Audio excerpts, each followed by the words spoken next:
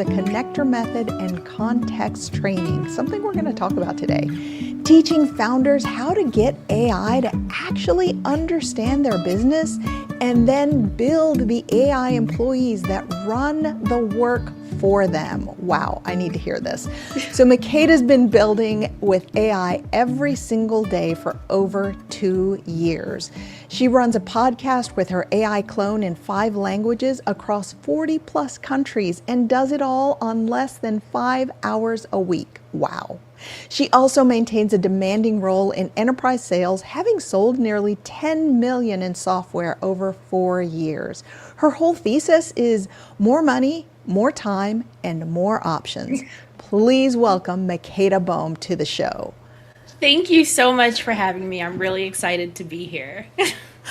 Makeda, we're going to get into all of what you do with context training and AI because I think people, this is something that we want to hear. But, you know, Makeda, you and I met, and I think a lot of things that people don't know about you is kind of where you came from, where you started, what were some of your struggles?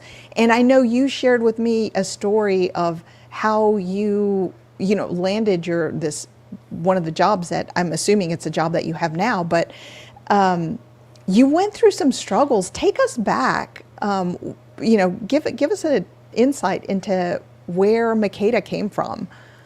Yeah, no, I always like to talk about kind of where I started. Like, I'm from Philadelphia originally, and a lot of folks don't realize that Philadelphia is one of the poorest cities in America because it's also the birthplace of America, right? Like, it has great innovation and things going on, but over 30% of the population lives under the poverty line, which means it's a huge place of disparity where you have so much opportunity and some of like the richest of the rich right next to some folks who don't have running water. And I was a teacher for years. So I would have students who came to class who didn't have electricity, who didn't have running water. And I'm talking about America here.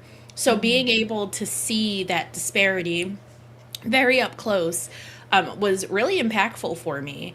And I got my GED at 16. I'd went to 7 high schools at that point. I'd traveled up and down the eastern seaboard. We moved a lot, and it was like really unstable. And I remember asking my grandfather, that's who raised me, if I can pass the GED test without studying, can I just leave high school? Because I wanted to go and work.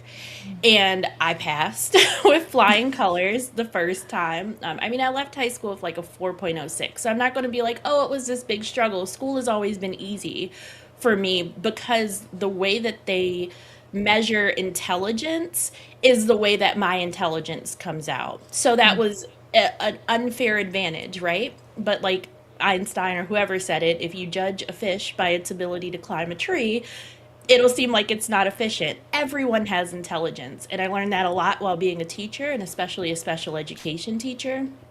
But that was my advantage. So I did City Year, which is like AmeriCorps, which is almost like the Peace Corps in America, as my alternative senior year for high school. And ironically enough, it was working on the high school dropout crisis. So I worked at a middle school in the English classes and math classes, and it was really transformative because my first job, I was the youngest person in the Corps at 17, which is when you can join. My first job was working 50 hours a week for a stipend, which worked out to be like $3 an hour. And it was very demanding, very stressful, but also really rewarding. My big experience from that was learning just kind of like what I didn't want in a role in a lot of ways, as much as what I did want.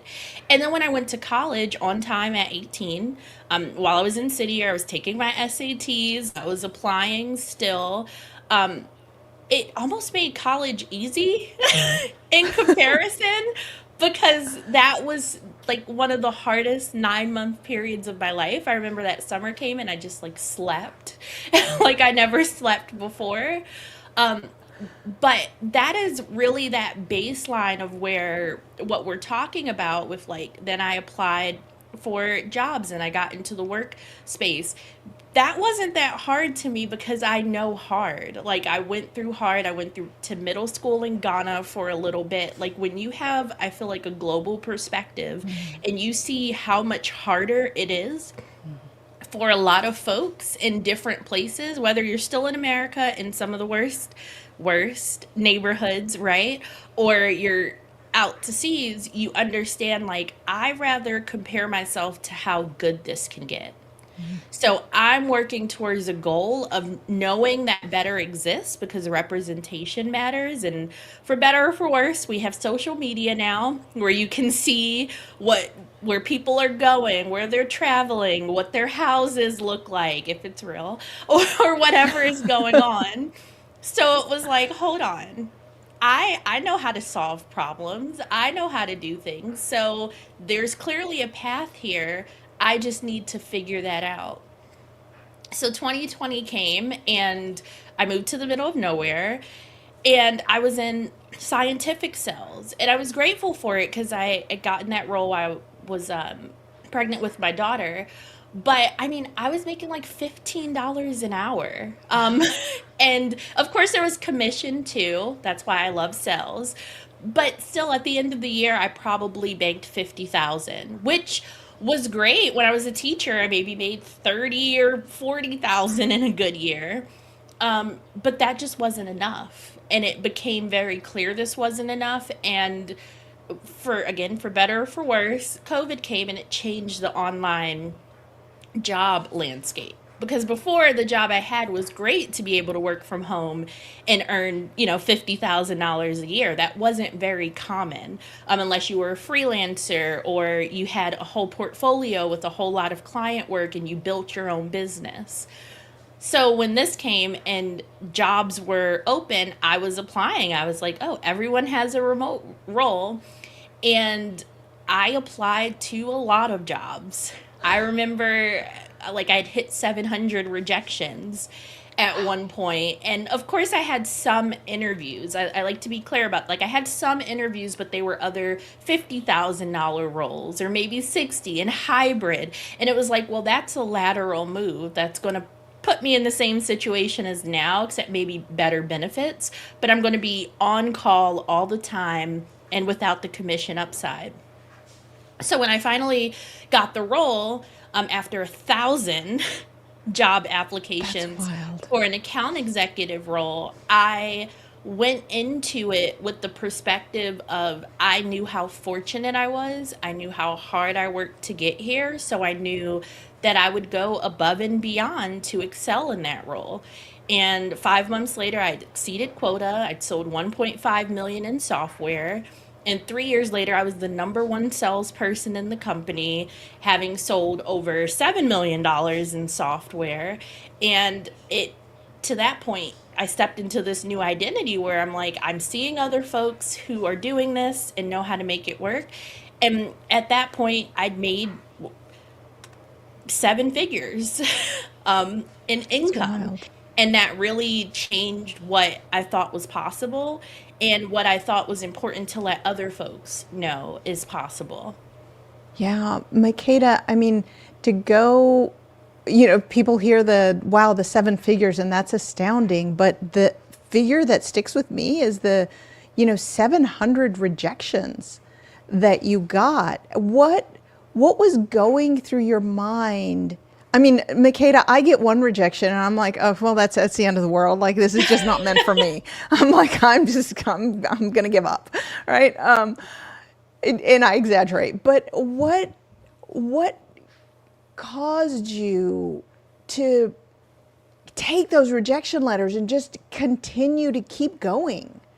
Honestly, so first I think we live in this like quick instant world where you can auto apply, or at least if you don't get on a certain HCM site that I won't mention because yeah, they may have been a competitor. You've seen it where you have to make a whole profile just to fill out your job application and it never parses your email. So I sold HCM systems. That was the job I got afterwards. So I was very intimately aware of the job seeker's journey at that point, which I think helped me be successful and empathetic when I'm speaking to HR and all the folks on how we can make this better. The first company I had worked at, NeoGov, which I'll talk, it's public sector HCM systems. I just thought that their technology was absolutely incredible. So that makes it easier to sell. But to your point, rejection is like the name of the game in sales, right? Like you cannot take it personally. And I always hear something my aunt told me when I was it's how I got into Temple, right? Like even though this is a R1 research school, I didn't finish high school. I didn't have most of the criteria they asked for. Even though I transferred from my first college, second semester, freshman year. On paper, I shouldn't have been accepted. I know plenty of people who didn't get accepted to Temple, and I got accepted. Why? Because my aunt always told me, you don't tell yourself no, you let them tell you no. And that was what stilled her. I'm first generation Jamaican American on my dad's side. And she came over here, just like my pop came over here in his 20s with one suitcase. And when you understand that, I feel like it changes your whole world. Like the worst people can usually say to you is no. Where does that leave you? Exactly where you started. And now you at least cut off that path so you're not thinking, what if, or maybe I do this. It's like, okay, there was a no here. Great, there's a million other paths I can take to get to that destination. So Yeah. when folks tell me no, I cold call, and I sell to state government agencies now. So I'm calling like the CIO of the state of Tennessee or something, right? It's like you're probably going to hear no. Like they're super busy. They have a lot going on. What value are you bringing? Are you bringing something that they need? Did you do research into what they want? And maybe it lands, maybe it doesn't. There's other agencies, there's other states, like there's other paths. So no to me just kind of means go in another direction. It's just redirection. It's not the end. Yeah, I love that. It's not redirection. I mean, it's not the end. It's a path that's closed, and so now, okay, now it gives me direction on where to go. I It's love information. It's just it's another information. information point. Yep. And I love that you don't tell you no. Gosh, your aunt is just amazing. She's You don't She tell you changed no. my life, honestly, because a big thing for me is you, me and you can be sitting in the same room, right? You're burning up. I'm freezing. Who's right? Who's wrong? No one. We're just experiencing that moment from our perspective. And I won't go into it, but that's how I view the world in general, right? Which is how I'm able to communicate and connect with people who may have completely different views than I do of the world, just from how they're sitting in it, how they relate to it, their geography, what they've experienced. It doesn't necessarily make them right or wrong. Sometimes, yes, but not necessarily when it's your experience. So, what I've learned from that is you literally cannot make everybody happy. That's just not possible. So, make yourself happy. Yeah. Do the thing that at least makes you happy with it because you're the only one who has to live with that. And then go and orient yourself that way. If you're trying to people please all the time or make everyone happy at the expense of yourself, just know that you will absolutely not make everybody happy. It's not possible. And you'll make yourself miserable in the time of it. So at least readjust that, and hopefully you'll enjoy your life more. Yeah, choose you. Choose you. Choose Choose you, you. listener. Choose you, listener. Makeda, how did you get, I know you're writing a book. How did you get into AI? I know you're in sales, so share with the listeners your journey, not necessarily your journey, but where is this book and the AI, like where does all this fit in? Yeah, so I'm in tech sales. So AI is now I work at one of the top AI companies in the world. Um, but When it was coming out, especially like ChatGPT, I had already started my Master of Science in Data Science. And while I was coding in Python and R, I was like, this is not my zone of genius. Like, my undergrad degrees are in African American studies and sociology. So Okay. yes, I love data, I love statistics, I love understanding that numbers are never neutral. They have people and stories and history behind them. So I wanted to be able to tell that story in a data way. I didn't want to sit there and code all day. So I actually switched over and got my MBA. And even though I went through half of the data science degree, I was like, if I have to do this every day, like sitting here, taking large data sets, ingesting them, cleansing them to give you a dashboard for other people to talk about it, I'll be miserable. So I got my MBA, and that's when I went into tech sales. And then I went back to my data science degree now because they have very AI specific courses. And at this point, honestly, I'm in like some of the classes, I'm like, I could teach this. This is what I do. It's my happy place. But I feel like a lot of times people put it in this box. AI is applicable to every aspect of your life. First, you are already using it. If you use Google Maps or Apple Maps, if you get a recommendation on your Netflix screen, right? Like the algorithm. I used to joke, and this is like a decade ago, before when I used to love Pandora. Remember that app Oh where it yeah. was your radio app and it Uh-huh. always could play the songs that I wanted to hear? And I would joke, women marries algorithm. Like you'll see that about me. Algorithms are not new. The difference with generative AI is that now you can also play with this technology that has been shaping your life now for over a decade. When you go onto your Facebook feed or your Instagram feed, those are all algorithmic calculations that are saying, I took in all these data points from you, and this is what I think you want to see.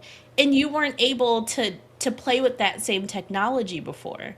Now you can use AI in a way that it can help you with your goals, your business, your day to day. And that's what makes this so powerful and just like an obvious, oh, this is magic. And I was a Harry Potter girl. Ravenclaw, if anyone's curious.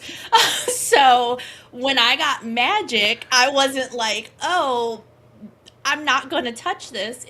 It's like magic where you still have to learn it. You still have to learn the rules and how to make it happen. However, it's this like the most powerful technology of our like lives so far. And what scares me is the amount of people who are so jaded from what happens in society, like of course the inequities that can come from it, that they think that just shunning it is going to save them or keep them safe from it. And what it's doing is putting them at a crazy disadvantage and shutting down their businesses or taking away their jobs instead of harnessing this to like give themselves the outcome in the life that they want. Yeah.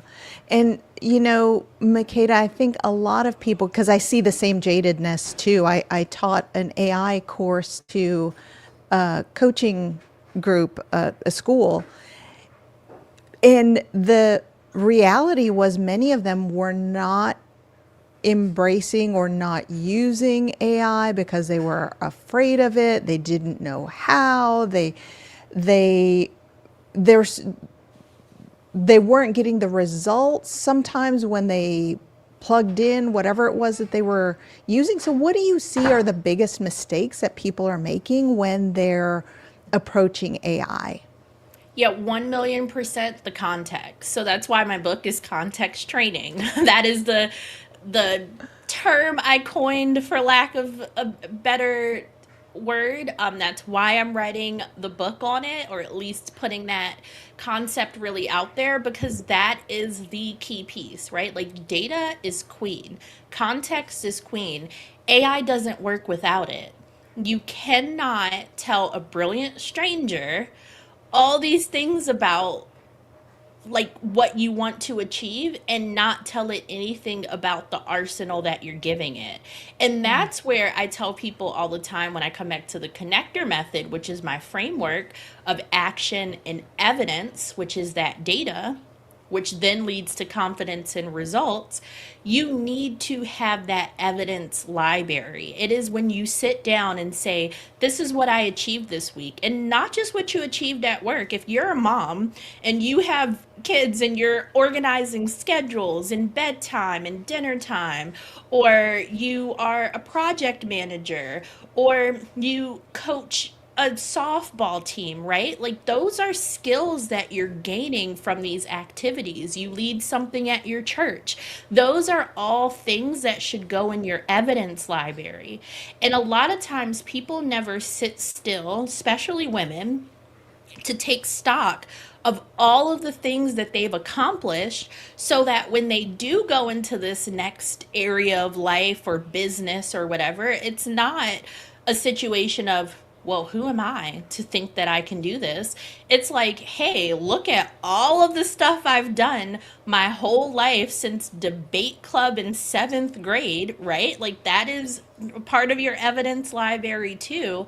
Of course, I can do this because this is all of the things I've done. And that's a great use case for AI, too, where you can put your evidence library, and I call that context training, where Mm-hmm. you tell AI, like, this is who I serve. This is the problem I solve.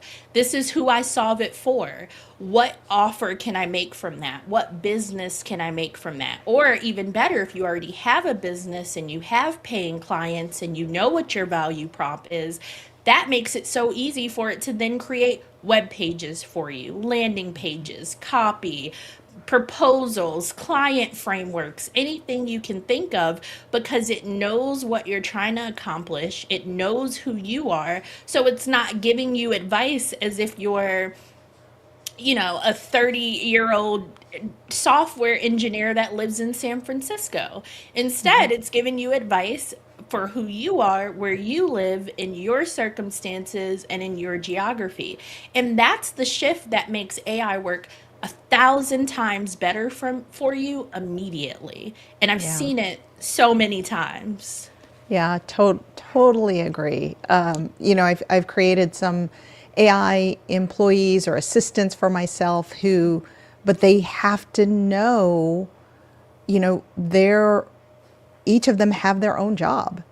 And almost like when I have a social media assistant, they have their skills and their gifts and their own jobs. So it's the same with the AI employee. If you put garbage in, you're just going to get garbage out, right? It's this huge repository. Yes, it can help you with your capacity to do a lot more, but it can also just zap your energy because you've not been you've not given it the right context like you're suggesting. Exactly. And honestly, context is ever moving, right? Like you're experiencing new things in your business each week or in your life. You're having new conversations, you're learning new info. Where are you putting that? Or are you just losing it? And that's where I get into this idea where it gets a little bit deeper, where you talk about your wiki, your second brain, where it's actually digesting all this information, organizing it, and it becomes like this huge file. And I've worked now on having bi-directional context where I'm not just doing a project file, which I still think makes AI work 1,000 times better for 90% of people. But when you start to build stuff like AI employees, you need the other employee to know what that one did, right? Like I am the CEO. I built a chief of staff who they all report into, and then you come back out and you say, hey, we're distilling this information under this like lens, and then giving it to the other employees so they know what changed and they're not working off of static stale context or information. And that's like because I've spent thousands of hours in these tools. I think it's an addiction at this point. um, my husband says AI is 97% of my personality now. But that's because anything I can think of, is, at least in the digital realm, like tell me there's an AI who can come and be a housekeeper and a nanny, And now I'm really sold, or probably not, because I've watched the movies. But that's where I have the time, like, okay, I need to go play with my kids, or I need to go in my homestead, or I need to clean the kitchen. Great. I'm not worried if an email is going out. I'm not worried if someone is getting my newsletter, or my podcast drops now. It drops 40 episodes per week because it's two across five languages. So, oh no, 40 episodes per month. That's But wild. Yeah. it could easily be per week. It's just that's the one thing where I read all of the scripts. But I'm not writing all of the scripts from scratch. I'm giving it a voice note at the beginning of the week. I'm saying these are some things I'm observing. Put this in my story library, or if I write prompts, put I call it my story library or my evidence, so it's pulling from my real experiences. It sounds like me. It has my other context. It's giving me the scripts. It really, the bottleneck is how fast I can read the scripts and Hmm. make sure that it's what I want to say because my voice is on it. But this weekend, I decided, or last week, I decided to build all of these faceless brands. And it doesn't need that same level of quality. I don't want to say quality, but the same level of attention from me. That's better because my name isn't on it, and it's more general. It's like I started a vegan brand and an astrology one and a romance book one, and right, like things I'm interested in, so I know what good sounds like. But my name isn't on it, so it doesn't confuse my brand and confuse my audience. So it can be a little bit more like automated, because it's like how offensive can you get talking about a 5 minute vegan recipe? Yeah. Right, like this is pretty safe territory. The worst thing is if something just doesn't taste good, but that's not likely because I've put in like ideas of things that I eat and stuff that I like. So that's just an example of, again, that productivity. But I don't like to even think of AI as like a productivity tool. I think of it as a wealth building tool, an Hmm. equalization tool. It's giving you the same capacity that the largest companies in the world had. And it's giving you, especially a solopreneur, a founder, a small team, the ability to have dozens or even hundreds of employees if you get there. I don't recommend that, just because I feel like the complexity is where a lot of this stuff gets buried. But you can have a team. I have a team of 10 right now. I'll probably have a team of 20 by the end of the year, but it's just me. And it takes Hmm. me a few hours to orchestrate them, and they're out there doing their job. Wow. Yeah, and for those listeners who don't know, so Makeda, your podcast is it's your voice, but it's your clone, right? It's your AI clone. Like you're not sitting at a podcast studio recording anything. And so what I'm hearing from you is you're giving it the context of this is what I want to talk about this week or whatever, and then AI takes it from there, creates the show, records the show, puts it out in all those Yeah. different languages, and so you're not even touching it. I just touch the script. I give it a Yeah. quick voice memo. It has my professional voice clone on it. I do that through 11 Labs, who gave me a grant this year, which makes it even easier. Oh, Um, nice. and then I do all of it from Claude Code. I give it the script. It goes and renders the voice through an API. I don't even touch the dashboards anymore. It renders the script in my voice. It then sends it to HeyGen to give it to my video clone, and it just puts it out. I will say that I am more focused on YouTube for this next half of the year. I made that decision this week. So the videos that are on there are likely going to come down as I have like a content day and have my clone look even more professional. What that means though is this is a 2 minute filming of a video in like a professional podcast studio. And then that is what you get. It is not a content day in the sense of I'm sitting down and recording 5 podcast episodes that day, drinking tea to save my throat, and then going to work full time on Monday. Absolutely not. I have my podcast scheduled out to like September. And sometimes new thoughts come in my head and I just tell I call it my podcast producer, that's my AI employee. I'll say move back all the other episodes and put this in as the next one. Hmm. Or move it, here goes 5 new episodes. I want those to be my next episodes. Push back the other ones. And it's like 20 minutes. And it goes through, it renders it makes sure everything is good. It puts in my show notes, it puts in my SEO notes, it schedules it on the calendar that I give it, and it's done.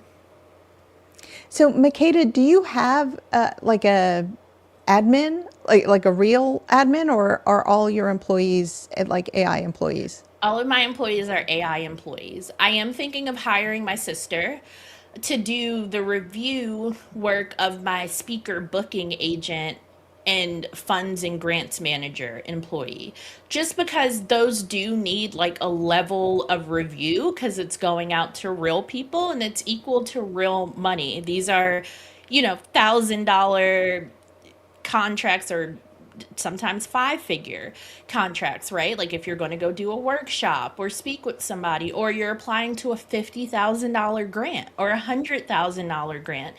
And what happens is it's easy, like even though I have all of these drafts already formed, ready to just hit send in Gmail, you still should go over it because you're shooting your shot for something that matters. So I have a little sister who lives in Ghana. I have a few sisters who live in Ghana and in other places in the world. And this is like super easy for them to do, and the income for it is like a really big difference for them there. So it's like, okay, well, I need somebody to review this. I could spend an hour or two doing it, like 90% of it's done, but I could also hire her to do the reviewing pieces of it, and now I can send out 100 or 200 or 300 pitches per week with just like with no insight from me, and I don't need to look over your shoulder because it's pulling from my evidence bank, it's pulling from my library bank what good looks like, it's drafting it. You're just making sure, okay, the formatting came out right, this looks good, and as you go on and do that, then it can be something else. But like if Yeah. I did it myself, it probably takes me 1 or 2 hours a month to still send out 2 or 300 pitches. Those pitches aren't like you're not banking them and doing them all at the same time, or maybe you are, because sometimes The pitches come AI in at different employee times. is they can Yeah. have 200 pitches in there in 5 minutes Yeah. through Yeah. cowork. If you give them the list and you're scraping it and they're pulling, yeah, like you're just not going to keep up with AI when it comes to basic like just pulling information and like getting it in the system. The thing where you win with AI is the strategy, the voice, the context you give it so it can do that and you feel 90% confident. And I want to be clear about that too. Like you can train the context. Very rarely are you going to feel 100% great with everything that comes out. At least if you're like me, I'm pretty like I have high standards.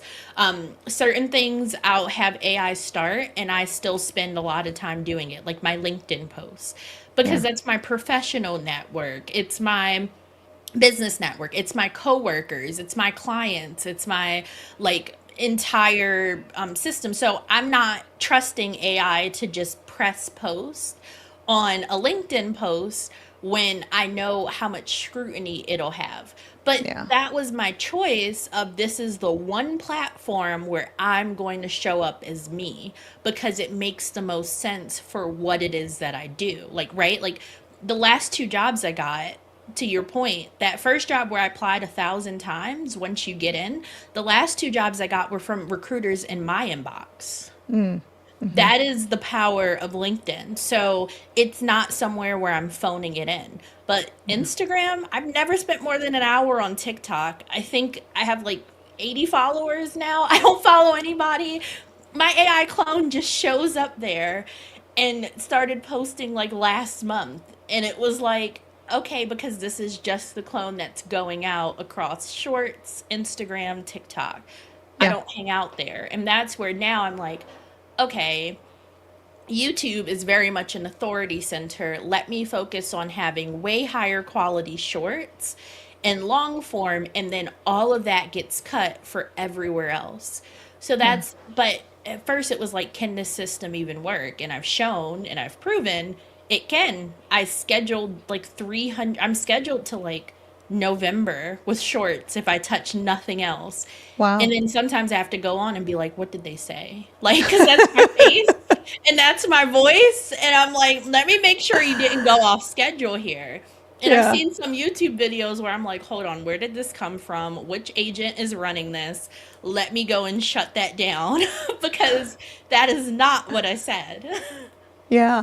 Makeda, if someone's listening to this and they're thinking, okay, I got to get on this AI train, where's a good place for them to start if they haven't been doing a lot So, actively? honestly, in the AI world, there is so much information, it's overwhelming, but it's also like there's so much information, there's no excuse. It is free, it's everywhere. I have a podcast, I see it in society. I have a newsletter that comes out every week that just literally teaches mostly service-based business owners, here's something you can apply this week. But the coolest thing about AI that makes it different from every other technology that came before is you can open up Claude tomorrow or ChatGPT. I tend to use Claude more. ChatGPT is so great and say, "How do I use you? What do I Yep. learn?" Like, again, that's where the context comes in then, because you would go in and you would make these foundation docs and you would say, this is who I serve, this is who I am, these are my degrees or these are my certifications, these are my goals. How can I use you to help me reach that? Or Yeah. what can I do to start using you better? Yeah. Like, no other technology allowed you to just ask the technology, what am I missing here? Yeah, yeah. That's how I started building my first agent and Yeah. AI employee was okay. Explain this to me like I'm a high schooler and walk I me through my the favorite thing exact is steps of yeah. Yeah. Well, my favorite thing is explain this to me like I'm in third grade. So I was a second Yes. through fourth grade teacher a lot, and I feel like by fifth grade stuff gets confusing. That's why you had "Are you smarter than a fifth grader?" and most people weren't on the show, because I feel like by sixth grade it's like, how fancy can we make this sound? So it's so much more difficult to understand biology than it needs to be. I literally have a instruction in there to have it be PB and J simple. Like, and what that means is peanut butter and jelly simple. Someone who has never seen bread before, how can you help them make a peanut butter and jelly sandwich? And then I'll say sometimes when I feel like it's still too complicated, I need my 5 year old kindergartner to understand this. Now she's Yeah. 6, but that's what I used to do a year ago. I want to go tell my daughter right now what this means. How do I explain that? And it'll come in with some really like creative analogies, like there's a bug in the street and right, like some I stuff you know. wouldn't have thought, and it makes it go like, light Ding. bulb moment. Yes. I'm Ding. not Oh, super now I get it. technical. Yeah. That's wild. Makeda, what didn't I ask that is missing or that you would like to address? Honestly, I feel like we covered all of it. The one thing I always like to address is like, you are not too late. If you're just hearing this podcast now in 2026 or 2027, you're not too late. Literally 7 billion people in the world, that out of the 8 billion, have never opened an AI chatbot or LLM themselves. Of course, they've been subjected to AI from just like whether it's shipping or logistics or whatever, but they've never gone into these tools. Less than 0.5% of the world's population has built an agent, has done any of those things. So you're not too late. Like, you are still on time. This is still, it's like, think about the dot-com boom. I asked my parents that all the time before I lost them. I was like, what were you doing in the 90s that you didn't get rich and buy like broadcast.com? I think that's what Mark Cuban sold for like $1 billion, right? Like, where were you? And that's what's happening now. You're in another boom. So much wealth is being created, so much power structures are being solidified right now, and this is your entry point. You can go into this and create a business that has consistent six-figure months. I'm seeing folks who are doing it with these tools largely as a solopreneur or with a small team. Like, you don't need to play the game that these big enterprises have played, where that now you have payroll and HR and now you're becoming a person who's handling all of that, when you just wanted to be in the creative or you just wanted to deliver client work. You have that opportunity now. So do not be scared of these tools. There's literally 1,000, and that may be really low, videos that are coming out every day for free on YouTube. There's 1,000 boot camps you can join for free. Everything I teach and do in my advisory, I tell people I teach this for free. The advisory is just if you need me sitting over your shoulder next to you doing it. And that's some folks, and that's fine. But you can do it for free, I promise you. Oh my goodness. Makeda, how can people find you to connect with you or work with you? Yeah, absolutely. So seedandsociety.com is just the hub of where you can go. But also, if you are interested in AI employees and you want to know the first one you should be able to build, I have a free AI employee report at audit.seedandsociety.com. And you can, it's like 3 minutes, 11 questions, and it'll tell you what's the first AI employee you should put in your business. Ooh, I like it. Does it help you figure out how to build that? So that's where all of the stuff in my, it'll probably give you a podcast episode where I talked about how to build it. Nice. It'll give you the newsletter where I like literally go through these week by week with steps on, this is something you can do today. This is what you can do. And just to help for folks who know the newsletter world, I have an on average 75% open rate, Wow, which in the newsletter world is kind of unheard of. And that's the pretty reason cool. why is because it's jam packed with value. I am giving you free information. Please take it and run with it and reuse it, do whatever you want. I just want more people to have access to this incredible technology in a way that they can apply. And I've now had so many women who I introduced to Claude or any of this who tell me they're building dashboards and they're making onboarding portals and they're teaching workshops around it. And that is what makes me super happy.